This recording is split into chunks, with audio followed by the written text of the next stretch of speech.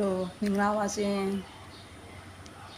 လို့ကျမနာမည်ကငိမ့်လို့ခေါ်ပါတယ်ရှင်ကျမစာသင်တဲ့အလုပ်ကိုလုပ်ပါတယ်အခုကျမတို့ဆရာမတွေကိုနော်ဟိုနည်းနည်းနောက်မကြအောင်နော်ကျမလည်းအဲ့စာသင်တဲ့အခါမှာတော်တော်လေး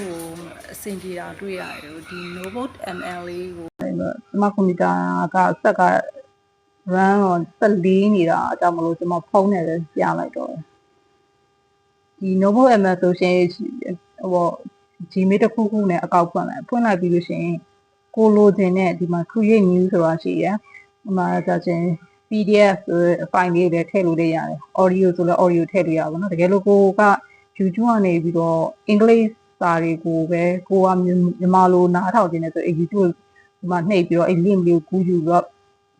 အဲ့ YouTube link မျိုး paste ချလိုက်နော်ချလိုက်ပြီးလို့ရှိရင်ကိုတော့ setting ထဲမှာတော့မြန်မာလိုလေးချိန်ထားပေးတယ်ဆိုတော့အဲ့ဒါဆိုရှင်ကိုချလိုက်တဲ့ YouTube link ကအင်္ဂလိပ်လိုပဲမဲ့ကိုယ့်ထဲမှာဆိုရှင်မြန်မာလိုလေးပြန်ပေါ်တာပေါ့နော်ကျမမနေ့တော့ကဒီမှာဒီတစ်ခုဆိုစိတ်ကိုပုံဖော်ဆိုတဲ့အဲ့ဒါလေးက YouTube link လေးကကြတော့အင်္ဂလိပ်လိုဟာလေးကိုကျမကမြန်မာလိုလေးနားထောင်ခြင်းလို့လုပ်လိုက်တယ်ပေါ့နော်ဒါလေးကိုဒီ software ထဲမှာသူရဲ့ software မှာလုပ်လိုက်မယ် chat ဆိုရှင်မှာ chat လေးမှာသူပေါ်လာပြီနော်ဒါလေးကသူ့ရနော် audio overview ဆိုတာရှင်သူတို့ရဲ့ AI နှစ်ယောက်ကအပြန်အလှန်ဆွေးနွေးတဲ့ပုံစံမျိုးလေးတော်လေးလဲအတန်ထားတွေကလည်းနားထောင်လို့ကောင်းတယ်နော်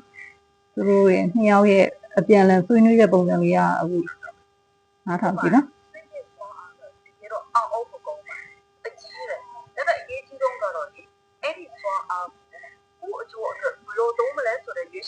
ကိုယ်လေးထဲမှာပဲရှိနေတယ်ဆိုတာသိဖို့ပါပဲဟုတ်တယ်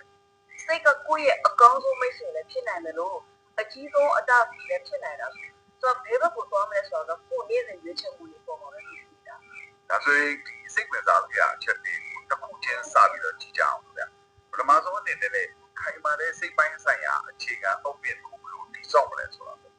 ဗီဒီယိုထဲမှာပထမဆုံးအလေးပေးတာကအတွေးတွေကိုထိန်းချုပ်ဖို့ပဲစိတ်ကိုပူရင်လည်းနိုင်ထားတာလေသဘောကျတယ်အကောင်းမြင်စိတ်တွေစိုက်ရင်ကောင်းလို့ရမယ်အဆိုးမြင်စိတ်ပေါက်တွေကိုနေရာပေးရင်တို့ကအုပ်ဆိုးတော့တော်လေးကိုဆင်ပြေတယ်အတန်တော့မြန်မာအတန်လည်းတော်တော်လေးကိုနီးစပ်တယ်ဖြစ်နေတဲ့အတွေးတွေကထောင်ကောင်းချီရှိတာအများစုကအလိုလိုပဲဖြစ်နေတာဒါပေမဲ့အဲ့ဒီအတွေးတွေကကျမတို့ခံစားချက်လုပ်ရက်နောက်ဆုံးတော့ဘဝလမ်းကြောင်းကိုပို့ပေါ်နေတာဟုတ်ပါတယ်ဟိုမှာမနေ့ကမှဒီနေ့တော့ဘာမှအဆင်ပြေမှာမဟုတ်ဘူးလို့တွေးလိုက်တာနဲ့တနေ့လုံးအဲ့ဒီရဲ့အကြီးအောင်ရောက်သွားတယ်ဒါပေမဲ့အရေးကြီးတာကကိုယ်ရွေးချယ်နေရတယ်ဆိုတော့ဟုတ်တယ်ငါမလုပ်နိုင်ဘူးဆိုတဲ့အတွေ့ဝင်လာခဏကျငါဘာလို့ဒီလိုရွေးချယ်နေရလဲလို့ကိုယ့်ကိုရွေးချယ်ဒီအဲ့တွေ့ကိုစိုင်ခေါ်လိုက်ငါအခုလိလာနေပြီစူးစမ်းနေတိုးတက်နေတယ်ဆိုတော့ပိုပြီးအားရှိနေတဲ့တွေ့နဲ့အားထိုးလိုက်ပေါ့ဒီလိုတတိထားပြီးလောက်တာကဦးနောက်ရဲ့လမ်းကြောင်းတွေကိုပြန်ဖို့ပေါ်ပေးနိုင်တယ်ဆိုလိုတာကကိုယ့်အတွေ့တွေကိုလုံးဝကြီးထိရှုလို့မရရတော့မှဘယ်တွေ့ကိုအားပေးမလဲဘယ်တွေ့ကိုတည်ရှုမလဲဆိုတာကိုရွေးချယ်နိုင်တယ်ဆိုတော့တော်တော်လေးကိုဆင်ပြေတယ်အရေးကြီးတယ်လို့ပဲဟုတ်တာပေါ့ဒါနဲ့ဆက်ပြီးတော့ဗီဒီယိုထဲမှာယုံကြည်မှုတည်ဆောက်တာပြောတာတကယ်ယုံကြည်မှုဆိုတာသူများချီးကျူးတာနဲ့ကိုယ့်ကိုယ်လေးတဲ့ခရီးတွေကိုတည်နိုင်ကြတာအားလေဆိုဒါကစိတ်ဝင်စားဖို့ဒါကတကယ်အရေးကြီးတဲ့အချက်ပဲရှင်ကျမတို့အများစုကကိုယ့်ကိုယ်ကိုခရီးတွေအများကြီးပေးတတ်ကြတယ်လေမနေ့ကစောစောထားမယ်ဒီနေ့လေးခုနာလက်မယ်ဒီအပတ်စာအုပ်တော့အဖတ်မယ်အများကြီးပဲဟုတ်ပါဘူးဒါပေမဲ့အဲ့တတိလေးတွေကိုမတီးဖြစ်တဲ့အခါတိုင်းကိုယ့်ရဲ့မတီးစိတ်ကမှတ်ထားတာကိုယ့်စကားကိုယ့်တဲ့တော့တန်ဖိုးရှိပါလားဒါကယုံကြည်မှုကိုဖြစ်ပြီးချင်းရှားသွားတယ်စံတမအနေနဲ့ကိုပေးထားတဲ့ကတိအတိုင်းဘယ်လောက်ပဲပေးပါလို့လုပ်လိုက်တဲ့အခါတိုင်းကိုကရေထောက်ဖို့ကတိပေးထားတာကိုတောက်ဖြစ်သွားတာ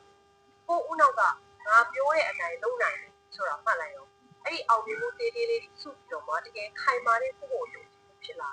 ဟုတ်တယ်